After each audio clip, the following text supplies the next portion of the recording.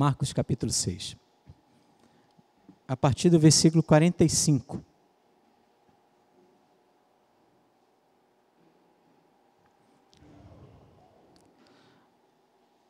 Marcos capítulo 6, a partir do versículo 45. Logo a seguir, compeliu Jesus os seus discípulos a embarcar e passar adiante para o outro lado, a Betsaida, quando ele despedia a multidão. E tendo-os despedido, subiu ao monte para orar. Ao cair da tarde, estava o barco no meio do mar, e ele sozinho em terra. E vendo-os em dificuldade a remar, porque o vento lhes era contrário, por volta da 4ª vigília da noite, veio ter com eles, andando por sobre o mar, e queria tomar-lhes a dianteira. Eles, porém, vendo andar sobre o mar, pensaram tratar-se de um fantasma e gritaram, pois todos ficaram aterrados à vista dele. Mas logo lhes falou e disse: tende bom ânimo, sou eu, não temais. E subiu para o barco, para estar com eles, e o vento cessou. Ficaram entre si atônitos, porque não haviam compreendido o milagre dos pães.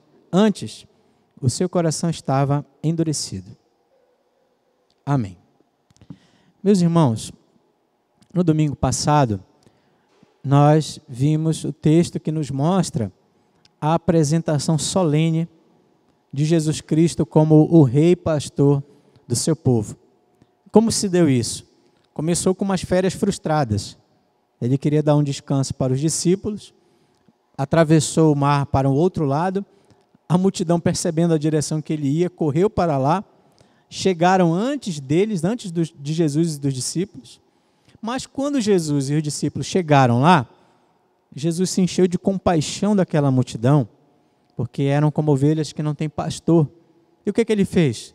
Mesmo exaustos, cansados, aportou, passou a ensinar muitas coisas, e num determinado momento, fez um dos milagres mais, para mim particularmente, o milagre da multiplicação dos pães e dos peixes, eu acho muito especial. E vimos que esse milagre, na verdade, o Senhor Jesus usou para se apresentar como o rei do seu povo. O rei que estava naqueles dias era Herodes. E o texto anterior ao milagre dos pães e peixes mostra Herodes decapitando um profeta de Deus, João Batista. Então a situação era gravíssima. Era uma situação de miséria espiritual, de falta de liderança, os líderes políticos, religiosos, fariseus querendo matar Jesus. Então, era um caos espiritual, moral, e Jesus então se apresenta como pastor do seu povo para nunca mais o povo de Deus ficar sem pastor. E ele multiplica os pães, apresentando que esse pastor é Deus, é divino, assim como lá na Antiga Aliança, na peregrinação para a Terra Prometida, Deus fez descer maná, pão, para alimentar os peregrinos. Ali também Jesus estava multiplicando pães, trazendo essa ideia de que ele era aquele que traria tudo que realmente o povo de Deus precisava para alimentá-los, acima de tudo, para matar a fome da alma, até porque Jesus não apenas multiplica o pão, mas ele é o próprio pão, ele é o pão da vida. Então havia todo esse ensinamento tão rico, tão especial para nós. Mas vocês perceberam que o último versículo que nós lemos mostra que este milagre aqui, de Jesus ter andado por sobre as águas, que eu acredito que é um milagre conhecido da igreja, vocês perceberam que os discípulos não entenderam e confundiram Jesus com um fantasma, e é Marcos quem diz isso, tá? Porque eles não haviam ainda entendido o ensinamento do milagre dos pães e peixes. Eles tinham um coração endurecido, tinham ainda dificuldade de entender quem era Jesus, a sua pessoa e a sua obra também. Tá? Então, é fantástico como Marcos, como o evangelista João Marcos, amarra esses episódios, essas narrativas e nos ensina tanto a respeito de Jesus Cristo, nos mostra quem ele é, a obra fantástica, perfeita dele.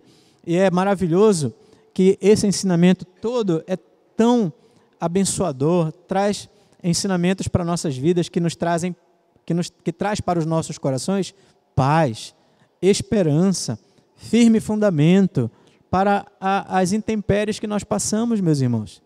Nós também, na nossa caminhada, nós passamos por tempestades também. Nós passamos por dificuldades.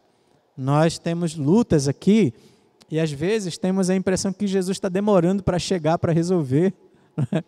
Mais ou menos a perspectiva que os discípulos tiveram lá do barco, no barco, no meio daquela tempestade, remando contra ondas violentas, né? E muitas vezes somos nós assim, na nossa caminhada, passando por desafios tão grandes, tão amedrontadores, né? E olhar para essa passagem e entender o que esse texto está nos ensinando é um bálsamo para a alma. É um bálsamo.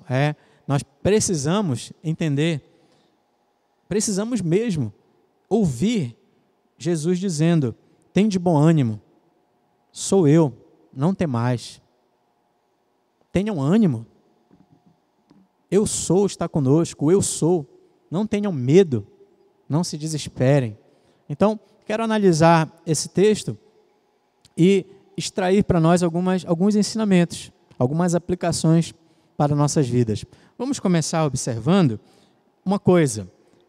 Jesus compeliu os seus discípulos para embarcar e passar adiante para o outro lado. Essa palavrinha compelir, tá? Traz a ideia assim de que ele ordenou, houve uma ordem de Jesus, subam naquele barco e passem para o outro lado, tá? Talvez até a ideia de obrigar se encaixe aí, caiba aí também. Jesus foi lá e obrigou que eles fossem para o barco e se retirassem para o outro lado. Enquanto que Jesus fazia o quê? Ia fazer o quê? Ele ia despedir as multidões. O milagre dos pães e peixes tinha acontecido. E Jesus agora ia afastar a multidão, dispersar, melhor dizendo, né? Para que ele pudesse também logo mais se reunir com os seus discípulos. Mas o que Jesus faz? A multidão vai embora e o texto diz assim, vejam, e tendo-os despedido, subiu ao monte para orar. Meus irmãos, olha que coisa fantástica. Eu faço questão aqui de já fazer uma aplicação. Eu gosto de fazer aplicações no final, mas aqui eu faço questão de logo enfatizar isso. Depois de um dia exaustivo, de um período de férias que não deu certo, de ensinamento, de milagre, de discipulado, porque ele faz tudo isso ensinando os seus discípulos, preparando-os, cuidando de uma multidão, enviando os discípulos, agora despedindo as multidões. Esse homem, Deus, Jesus, né? O Deus encarnado, o que ele vai fazer? Bem, se estivesse escrito aqui que ele ia aproveitar para dar um cochilo, nós ficaríamos escandalizados com isso? Não, ele estava exausto, cansado, né? Mas veja, irmãos, que ele vai orar, e ele sobe ao monte. A ideia aí é de procurar um lugar de quietude, né? Depois de tanto agito, de tanta gente, um lugar para ele se dedicar à oração. Irmãos, vamos aplicar isso para a nossa vida. Vejam, o próprio Filho de Deus não desperdiçava, desprezava oportunidades para estar a sós com o Pai em oração, de estar diante do seu Pai, abrindo o coração dele. O texto não diz aqui os motivos, o porquê que ele estava orando, quais os pontos, do que ele estava falando com Deus, mas a gente pode supor algumas coisas. Por exemplo, quando você pega essa mesma narrativa da multiplicação dos pães e peixes, lá em João, sabe o que você vai encontrar? Que depois da multiplicação dos pães e peixes, a multidão queria fazer Jesus virar rei, mas um rei político, um Messias político. E eles já estavam se organizando para isso, e Jesus imediatamente manda os discípulos ir à frente, vai orar e despede as multidões e vai orar. Por quê? Porque isso seria uma tentação muito grande para os discípulos. Vocês imaginam, então, num período de domínio do Império Romano, uma multidão ovacionando o Messias? Vamos fazer ele nosso rei. Uma revolução podia acontecer, social e ali política, e uma batalha, uma guerra, etc. E o reino de Jesus não era esse. E Jesus, sabendo de como isso é tentador para o coração humano, manda os discípulos ir à frente e vai orar por eles. Eu penso que esse é um dos motivos porque Jesus mandou os discípulos ir para um outro lado e foi orar e despediu as multidões. As multidões queriam fazê-lo um imperador, um rei, na força, político, né? Isso seria uma tentação realmente muito grande para os discípulos. Esse é um entendimento meu, né? João nos mostra que isso aconteceu realmente.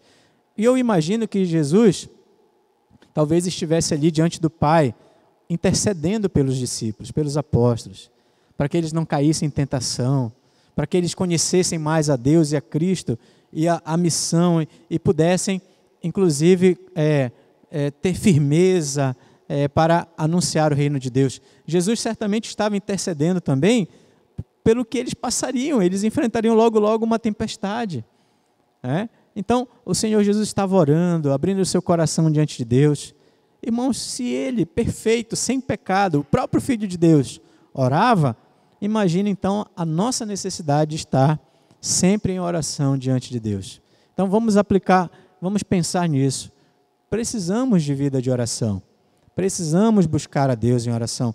Nós precisamos ter o nosso tempo a sós com Deus, dobrar nossos joelhos, abrir nossos corações, expor nossos medos, nossos anseios, aquilo que nos traz ansiedade, sempre com ações de graças, é claro, com nossas petições, nossas súplicas, colocar diante do Senhor. Deus tem prazer nisso. Tem um texto bíblico que diz que a oração dos santos sobe como incenso, é perfume que sobe aos céus, e fazer isso em nome de Jesus Cristo, porque esse acesso que nós temos com Deus em oração foi nos dado por Cristo, por seu sangue que foi derramado, pela reconciliação que temos através de Cristo, o perdão dos nossos pecados. Então, por isso tem que ser em nome de Cristo, de acordo com a vontade, sempre nos submetendo à vontade soberana de Deus, à vontade soberana do nosso Senhor. Então, não podemos negligenciar a vida de oração, ainda mais porque somos pó, pecadores, fracos, podemos cair em tentação, necessitamos de comunhão com o Pai, precisamos muito disso, e às vezes nós bobeamos, o tempo vai passando, os dias, e nós não estamos mais buscando a Deus em oração, pedindo por santidade, pedindo por iluminação, por sabedoria, pela nossa família, pelos nossos filhos, Então é necessário que nós tenhamos uma caminhada com o Senhor, de uma vida de oração. Nós precisamos disso. E quando nós oramos, nós também temos o nosso coração trabalhado por Deus. Quando nós oramos, Deus trabalha em nossos corações nos dando humildade que nós precisamos. Nós, de joelhos, nós conseguimos enxergar muito mais longe. Isso é uma coisa muito interessante. Porque quando nós pedimos sabedoria a Deus, Ele nos concede. E o resultado disso é que, se nós queremos realmente enxergar mais longe, nós não temos que subir nas coisas, nós temos que nos colocar de joelhos aos pés de Deus. Então, meus irmãos, uma vida de oração é muito importante, precisamos enfatizar isso. Orar a sós, orar com a família, orar com a esposa, com o marido, com os filhos, orar com os irmãos, priorizar as reuniões de oração, os encontros, promover isso, Agora nós temos aí o trabalho masculino também, feminino, dos jovens, promover encontros para orarmos juntos, para buscarmos a Deus, para termos comunhão com o Senhor, para suplicarmos em favor uns dos outros, da liderança, dos liderados, dos mais novos na fé, dos mais experimentados, em oração constante, reconhecendo a nossa total dependência do Senhor, reconhecendo que sem Ele nada podemos fazer. que se ele não edificar a casa, em vão trabalham os que a edificam, orando, suplicando com ações de graças. Esse é um chamado do Senhor para nós. E nós não podemos dar desculpas. O Filho de Deus, depois de uma agenda tão intensa, ele priorizava a oração. Que desculpas nós agora apresentaremos para dizer que nós não temos tempo para orar? Que nós não podemos priorizar porque isso, porque aquilo, né? Então nós temos que ter humildade nesse sentido. Quem já ora, orar mais, buscar a Deus em comunhão. E quem tem negligenciado, orar pedindo perdão ao Senhor e ter uma vida de disciplina crescente, se aprofundando nesse exercício espiritual de piedade que é especial, que é fantástico para as nossas vidas. Muito bem, vejam, e o que acontece? Ele subiu ao monte para orar e ao cair da tarde estava o barco no meio do mar, ali no mar da Galileia, e ele sozinho em terra. Então os discípulos no meio do mar, Jesus no monte sozinho em terra. Mas veja o que acontece. O versículo diz, 48 diz assim: e vendo-os em dificuldade a remar, porque o vento lhes era contrário, por volta da 4ª vigília da noite, veio ter com eles, andando por sobre o mar, e queria tomar-lhes a dianteira. Então, num determinado momento, enquanto Jesus estava ali orando, ele percebeu que os discípulos estavam passando por muitas dificuldades. Então, os ventos começaram a bater e as ondas começaram a ameaçar a embarcação. E Jesus, percebendo isso, o que ele fez? Desceu do monte e foi até eles para socorrê-los naquele momento. E o que aconteceu, meus irmãos? Eles, então, aqui o texto diz que Jesus foi até eles na 4ª vigília da noite. O que significa isso? A noite era dividida em 4 vigílias. A 4ª vigília da noite ficava entre 3 da manhã e 6 da manhã. Então, nesse horário de 3 a 6 horas da manhã, foi o horário que Jesus então foi andando por sobre as águas na direção dos discípulos. E Jesus opera um milagre maravilhoso, andando por sobre as águas. Algo assim espantoso, espetacular, mas espantoso mesmo, de tal maneira que os discípulos se assustaram e pensaram que era um fantasma. E o texto bíblico diz que eles gritaram, né? Vejam, versículo 49 diz assim: eles, porém, vendo andar sobre o mar, pensaram tratar-se de um fantasma e gritaram. Então bateu realmente o desespero neles. Eles estavam enfrentando aquelas dificuldades da tempestade, das ondas furiosas, agitados, tentando remar, tentando contornar a situação sem conseguir, impossibilitados, e de repente algo se aproxima. E eles então ficam desesperados. Alguma coisa está vindo até nós, andando por sobre as águas. E eles se espantam com aquilo. Era o Senhor Jesus, operando mais um sinal, mais um milagre, demonstrando mais uma vez o seu poder, a sua glória, o seu controle sobre a criação, se revelando. Ele estava se revelando mais uma vez. Mas os discípulos ainda não estavam preparados para isso, para se deparar com a situação, e gritaram desesperados. E Jesus chega então, meus irmãos, e disse: tende bom ânimo, sou eu, não temais. E a Bíblia diz que ele subiu para o barco para estar com eles. E imediatamente o vento cessou. E o que aconteceu? Jesus está agora no barco, a tempestade foi embora, e só ficou o quê? O espanto. Eles estão atônitos, espantados, assustados. Mais uma vez, aquilo que estava amedrontando eles foi embora, a tempestade. Mas um outro espanto tomou conta do coração deles. Estavam espantados agora com o poder de Cristo, com aquela revelação especial a respeito de Jesus Cristo, da sua pessoa. E veja, especial, tá? Porque a multidão não está ali vendo mais nada. Isso foi revelado e aconteceu apenas diante dos olhos dos seus discípulos. Então Jesus usa, essa é uma das aplicações que vamos ver logo logo, as tempestades para se revelar de maneira muito especial para nós, para os discípulos do Senhor. Quais as aplicações, além da oração que nós já vimos, quais as outras aplicações nós podemos ter para nossas vidas neste momento? Meus irmãos, em primeiro lugar, tem uma teologia que é abominável, é detestável, que é a teologia da prosperidade. Não sei se vocês já ouviram essa expressão. A teologia da prosperidade, ela diz assim, que se você tem comunhão com Deus e é obediente a Deus, você não pode ter problemas. Se você tem problemas, você está em pecado, a sua fé, ou você não está exercendo a sua fé, você não está tomando posse da bênção, né? E isso tem provocado tanta confusão, mas tanta confusão, e de fato tem que ser assim, porque tem que provocar confusão, porque não é bíblico. E tudo aquilo que não é bíblico, tudo aquilo que não vem de Deus, que vem do coração humano, esses ensinamentos errados, só pode mesmo provocar confusão, desordem.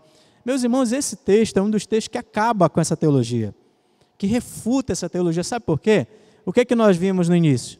Que Jesus ordena, olha, vocês vão para lá, vocês vão entrar nesse barco e vão atravessar, vocês vão para o mar. Os discípulos obedeceram ou não obedeceram? Obedeceram. E exatamente porque obedeceram, estavam enfrentando uma tempestade.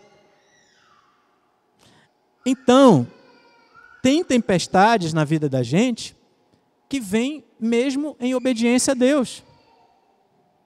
Tem tempestades que chegam sobre nós, mesmo em momentos da nossa caminhada que nós estamos nos esforçando para servir a Deus, para amá-lo, para obedecê-lo nos seus mandamentos, para amar o próximo, para dedicar o nosso coração para a glória de Deus.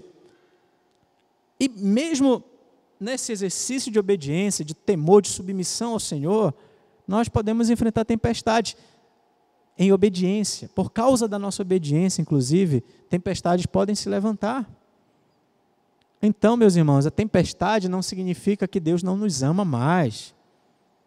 Na verdade, esse Deus sábio, justo, permite, e às vezes até levanta as ondas para ir contra nós, para que a nossa fé seja provada, o nosso amor, a nossa adoração, para que possa se manifestar onde está o nosso coração.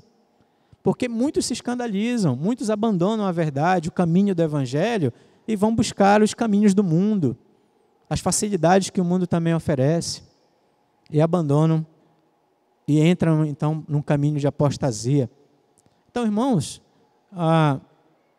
isso pode acontecer conosco, por causa da nossa obediência, num período de busca, de clamor, de adoração, de serviço, e de repente uma dificuldade aconteça, uma enfermidade, problemas familiares, problema no trabalho,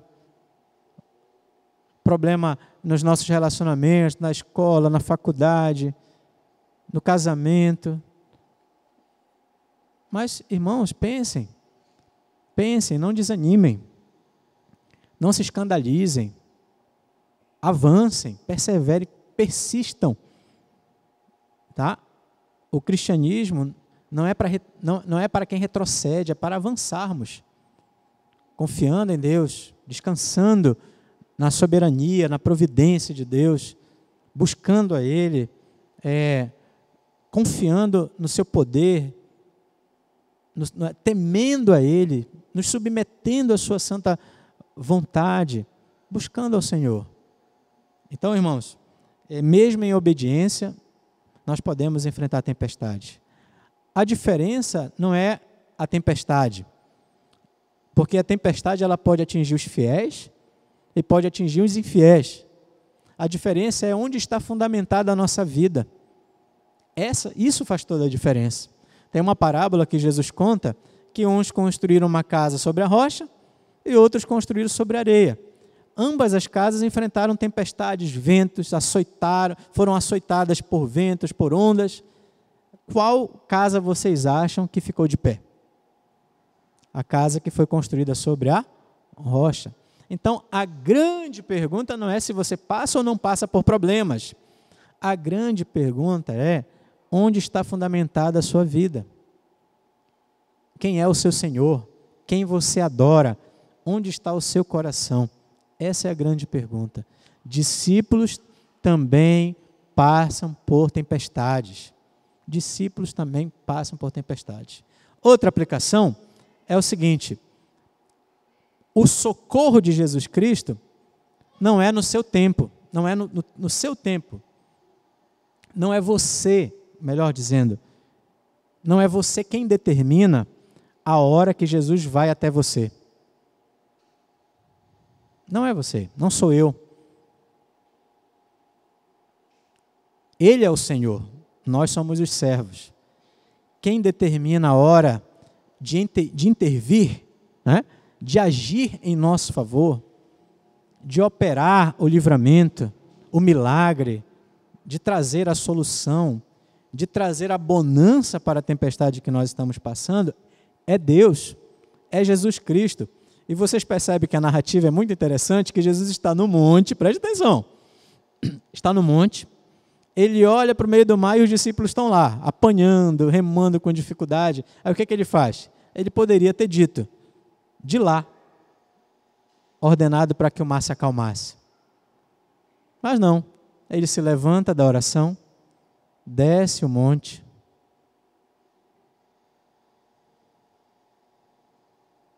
e vai até eles.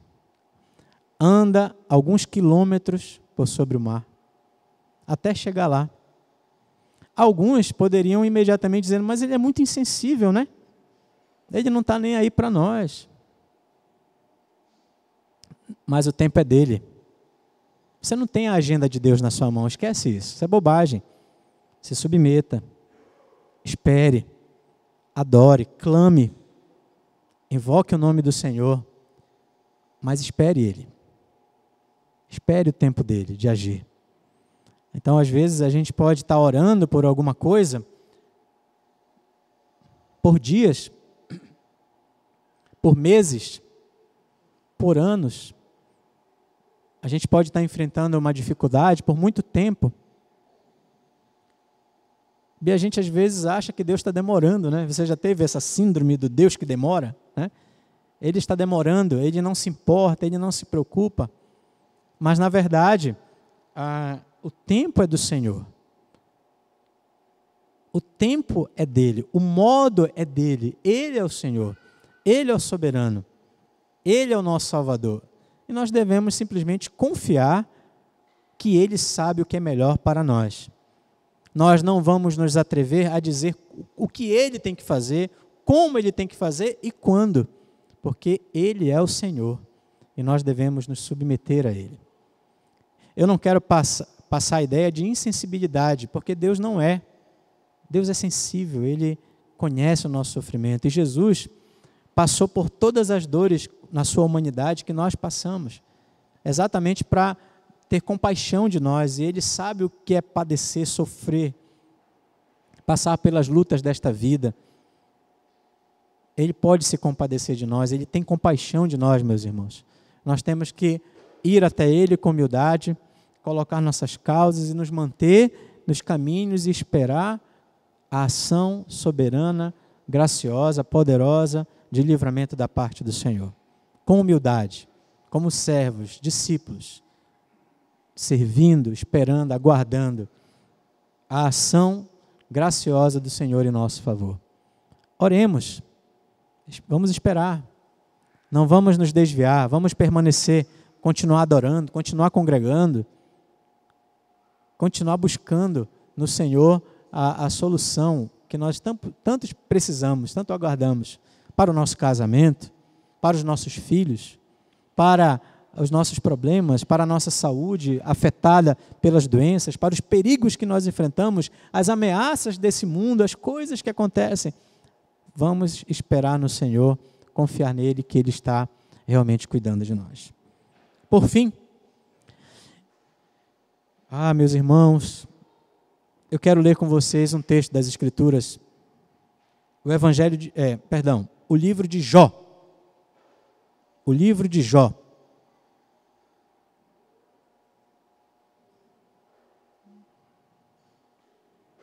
Jó capítulo 9.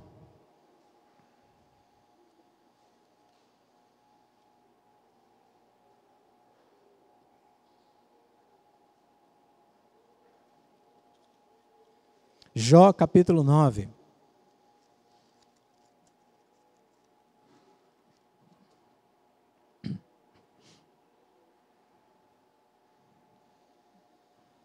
Por que Deus está fazendo o que está fazendo?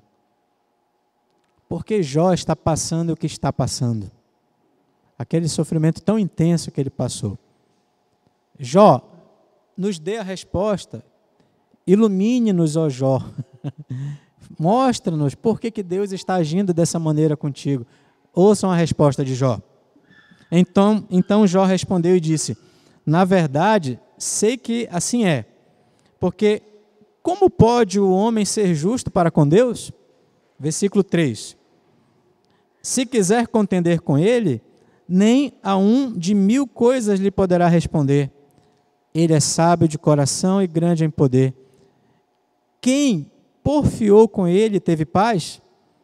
Ele é quem remove os montes, sem que saibam que ele, na sua ira, os transtorna. Quem move a terra para fora do seu lugar, cujas colunas estremecem. Quem fala ao sol, e este não sai, e sela as estrelas. Versículo 8. Quem sozinho estende os céus e anda sobre os altos do mar.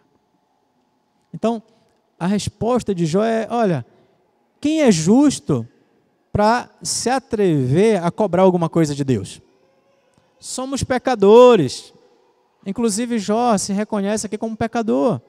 Como é que ele vai agora achar que tem direito de cobrar de Deus alguma coisa? E ele começa a fazer perguntas a respeito de Deus, né? E as respostas são maravilhosas, mas vocês perceberam no versículo 8?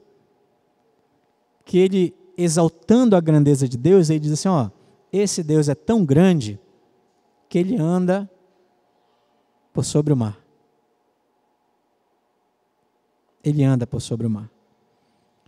Então, Deus, na antiga aliança, ele é sempre apresentado como aquele que tem poder sobre o mar. Ele abriu o Mar Vermelho, ele abriu o Rio Jordão, ele anda por sobre o mar, aqui nesse texto de Jó. Ele quando o profeta estava em desobediência, ele agitou as águas. Quando lançaram o profeta, ele acalmou, porque ele tem domínio sobre a sua criação. Ele é o criador de todas as coisas, e o mar, que é símbolo de fúria incontrolável, de problema que não cessa, o mar não é nada diante de Deus, porque Deus criou o mar, criou os céus, criou a terra, criou tudo que existe, ele tem todo o poder. Meus irmãos, vocês perceberam o que está acontecendo? Aquela tempestade que aqueles discípulos estavam passando, foi usada como palco de Jesus Cristo para revelar que ele é Deus. E aqueles homens instruídos na lei de Moisés, instruídos na palavra do Senhor, certamente lembraram do Antigo Testamento, que nos ensina que Deus tem controle sobre o mar, inclusive anda por sobre o mar. Então, eles, naquele momento, ficaram espantados, com certeza. É um fantasma, e gritaram desesperados, mas depois o ensinamento veio. E eles reconheceram que estavam diante do Rei, do Pastor das almas, do Criador de todas as coisas, do Deus encarnado, que passeia por sobre as coisas que nós temos dificuldades, porque nada o ameaça, nada pode impedir o agir dele, nada. Ele controla o incontrolável, ele é Deus sobre todas as coisas. Então, meus irmãos, aquela tempestade serviu para isso, para mostrar que os homens nada são, mas para mostrar que Jesus tudo pode, que para ele nada é impossível, porque ele é Deus. E aquilo que afligia e que ameaçava mortalmente aqueles homens, estava debaixo dos pés de Jesus. E ele andava por sobre aquelas dificuldades como se nada fosse. E depois ele entra no barco, acalma o coração agitado daqueles homens e imediatamente a bonança chega. E é interessante, meus irmãos, que isso é tão forte que Jesus está se revelando como Deus, isso é tão forte, que ele diz assim, não temam, né? Ele diz assim, tem de bom ânimo, sou eu, não temais. E essa expressão sou eu sou, é a mesma expressão que Deus respondeu a Moisés lá na antiga aliança. Moisés disse assim, olha, eu estou indo lá para o povo para dizer que agora chegou o momento da libertação, mas se ele perguntar quem me enviou, o que eu vou dizer? E Deus então disse a Moisés, diga que o eu sou lhe enviou. Eu sou o que sou. E essa expressão Jesus usa mostrando a sua divindade, de tal maneira que lá em João no capítulo 8, os fariseus, os escribas, os religiosos ouviram Jesus se manifestando como eu sou. Ele disse assim, antes que Abraão existisse, eu sou. E imediatamente perceberam que Jesus estava falando que ele era Deus. E o que eles fizeram? O adoraram? Não, queriam apedrejá-lo. Porque essa expressão se refere à divindade. Jesus está se revelando como Deus. Ele está dizendo então, tem de bom ânimo, sou eu, não temais. E Jesus usa muito isso. Eu sou o pastor, eu sou o pão da vida, eu sou a porta, ele é o grande eu sou. Por isso que ele anda por sobre as águas, por isso que ele anda por sobre a tempestade, por isso que ele manda e toda a criação, os anjos, as águas, tudo obedece, tudo está debaixo do seu poder, inclusive os demônios, inclusive o próprio diabo. Não há força de igualdade para combater ao Senhor. Ele está acima de tudo e de todos, ele é o grande eu sou. E essa é a aplicação final. É nas tempestades da nossa vida, que nós passamos, que fica muito claro para nós a nossa impossibilidade, impotência. Fica claro para nós que nós não somos nada. E nós temos dificuldade de reconhecer isso. Nosso coração é muito orgulhoso. Mas é exatamente nessas tempestades que Jesus usa como grande palco para se revelar como Deus na nossa vida. Como o grande eu sou. E trazer paz para os nossos corações. E nas tempestades nós entendemos muito mais quem é Ele, aprendemos muito mais a respeito da sua pessoa e da sua obra, porque Ele abre nossos olhos e Ele se revela a nós a partir da sua palavra. Meus irmãos, Jesus não vai desperdiçar nenhuma tempestade que a gente passe. Não vai. Nenhuma tempestade será desperdiçada. Acreditem nisso, seja ela qual for. A gente sofre, a gente se debate, somos fracos e pecadores, mas acreditem, Deus é tão sábio, tão justo, que nenhuma tempestade será desperdiçada. Nós vamos avançando, conhecendo mais a Ele, aprendendo mais do seu poder, adorando, servindo com amor.